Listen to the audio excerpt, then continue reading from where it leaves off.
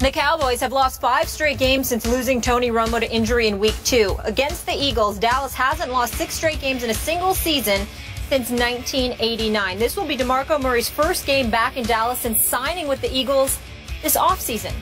We welcome Mark Schlereth to the desk. Super Bowl champion Mark Schlereth. Nice ring there. Well, you know it every now and again.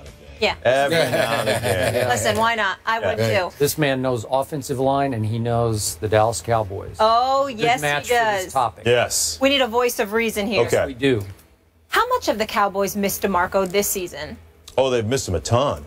And you go back to Joseph Randle, and listen, I thought this was going to work out for them. Obviously, it hasn't worked out for them. But, you know, I said this back in April or whatever it was when DeMarco Murray left for more money to go to Philadelphia and said this is not a great fit in Philadelphia. He's just not. And people thought, are you crazy? 1,800 yards. He was the #1 back in the National Football League last year. What do you mean it's not a good fit? Just because you bring a downhill runner into your system and then you put him in a side-to-side system, that doesn't make you a downhill team. It just flat out doesn't. So he was a bad fit going there. I thought they'd be able to overcome that. But when you watch Joseph Randle, and I know they released him, but when you watched him, this is a guy that doesn't understand the beauty of a nasty 2-3 yard run.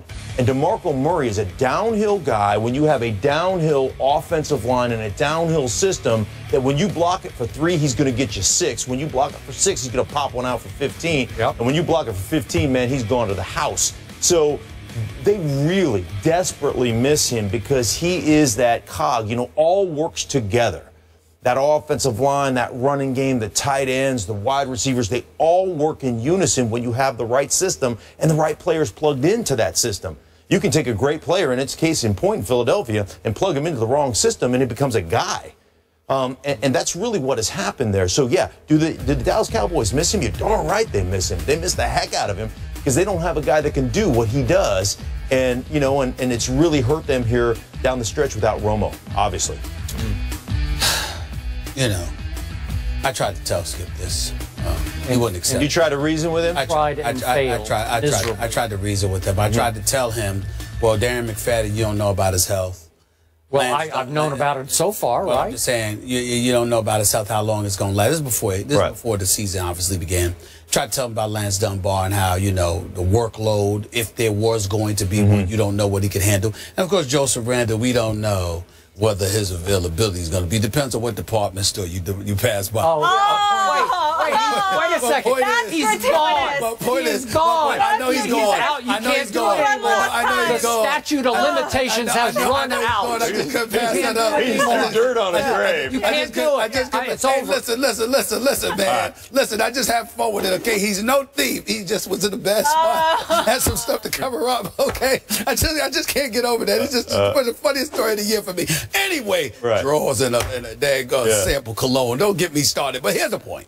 The point is, those dudes are gone, and all you got to rely upon is McFadden, who hasn't been reliable. We know he can play, but reliability hasn't been his strength. Right. And then when you couple that with the fact that you can load the box because you can dare a Brandon Weeden or a Matt Castle to throw the football, that puts you in a very, very difficult situation. One, I believe DeMarco Murray more than proved he could handle behind that offensive line last season. You just don't disrupt something that appears to be working, particularly when you are in pursuit of a Super Bowl championship that has eluded you for the last 20 years. And you yourself have acknowledged that you're running out of time. Tony Romo has acknowledged on the team jet with you that you're running out of time, okay? So all of those things going on, and you decide to make that decision.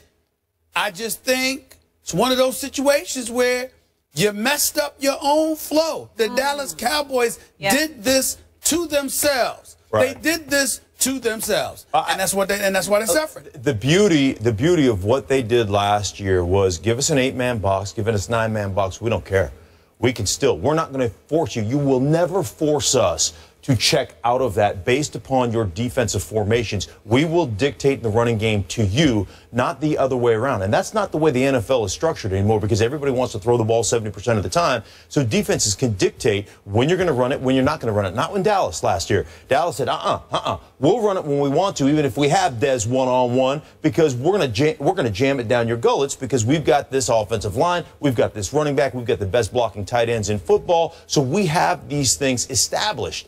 What you have to understand, and I don't think any of us did, you should know in Dallas, does the guy that you have to replace the guy, does he understand those principles? The problem with some running backs, and Joseph Randle falls into this, is you don't understand the beauty of a nasty 2-yard gain. You don't understand the beauty when you're dancing around trying to break one for 80 every time.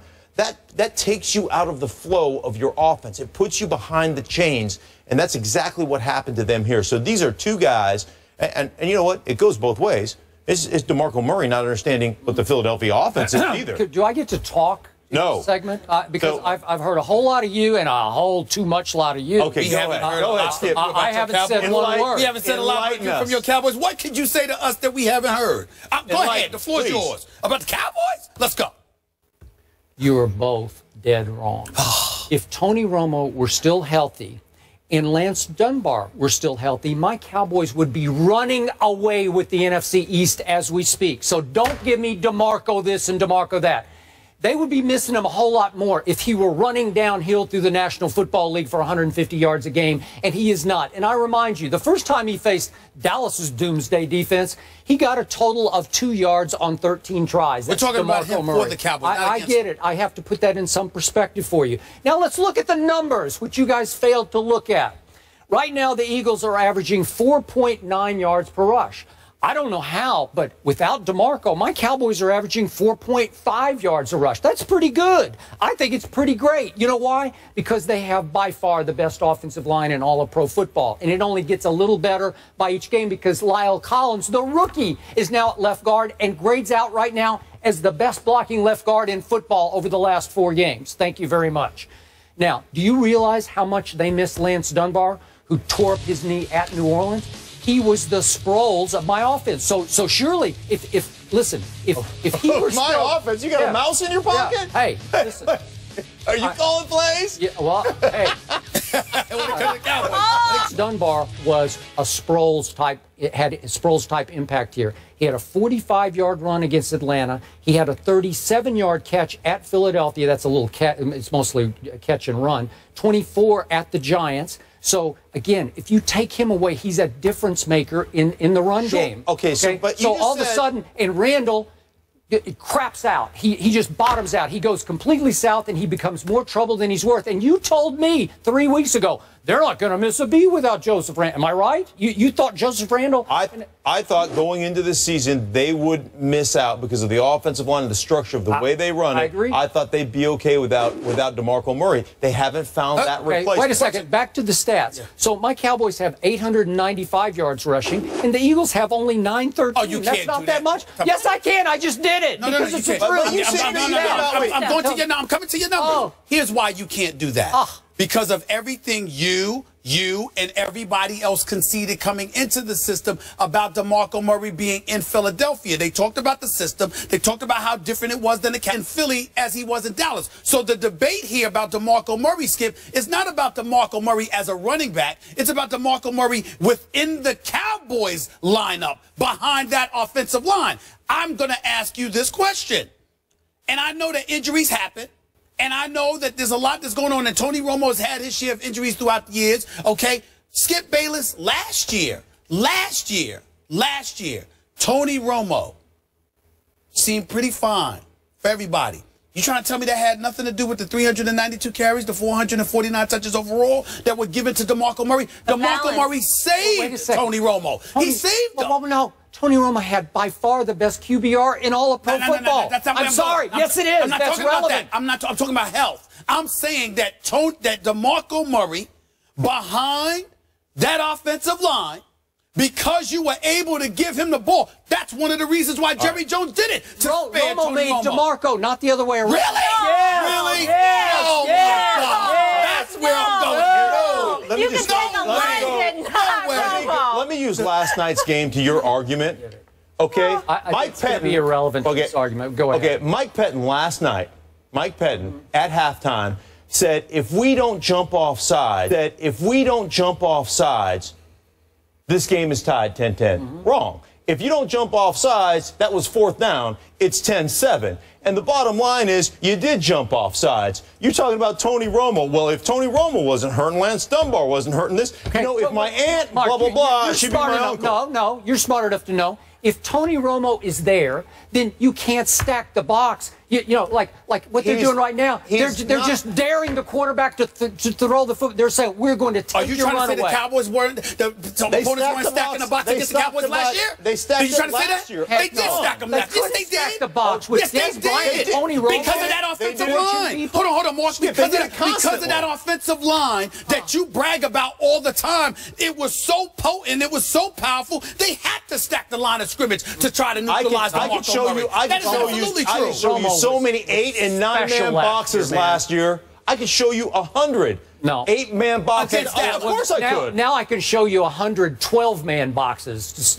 Like they're putting extra people in the box because Brandon say we're going to take it away. And I just read you the numbers. Even though they're taking away the run, still averaging 4.5 yards a carry. That's pretty great. Which is why they stacked the line of scrimmage last year against the Cowboys. Because if you're going to stack them with McFadden running the football or Randall before he got cut running the football, what were you going to do with DeMarco Murray last year? You sat up there and picked the lesser of two evils, so you tried to key on DeMarco Murray and you dared Tony Romo to beat you, and by and large he did that. But don't say they didn't stack the line of scrimmage. They were stacked against DeMarco Murray. Tony Romo was saved last year because of DeMarco Murray. It is not the other way around. It is not the other way around. Oh my goodness. Wait, they worked together. They worked together in unison. Tony Romo is a great quarterback's game. Tony Romo is a great player, regardless. He's a great player.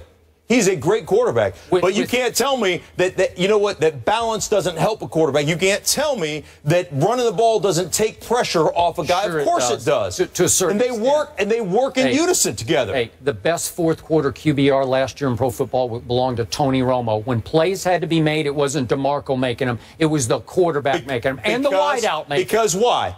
Because people are hell-bent for election to stop. There's no more humiliating thing in the world than get shoved around and getting it run down your gullet as a football player. You know what? You give up a big pass over the top. You know what? Oh, we busted the coverage. Oh, they got us on that one, whatever. When you get consistently 14 touchdown, that's humiliating to a defense. This game revolves around touchdown passes. Big touchdown passes. No, stop. Skip, last year, I understand your argument overall, but last year, how could you even deny that? It's embarrassing that you would deny how much embarrassing? Yes, how much I'm embarrassed to have this discussion. You should be embarrassed. Tony Romo, what did I say all year? Wait a second. Wait a second. What did I tell you all year? Wait a second. Tony Romo.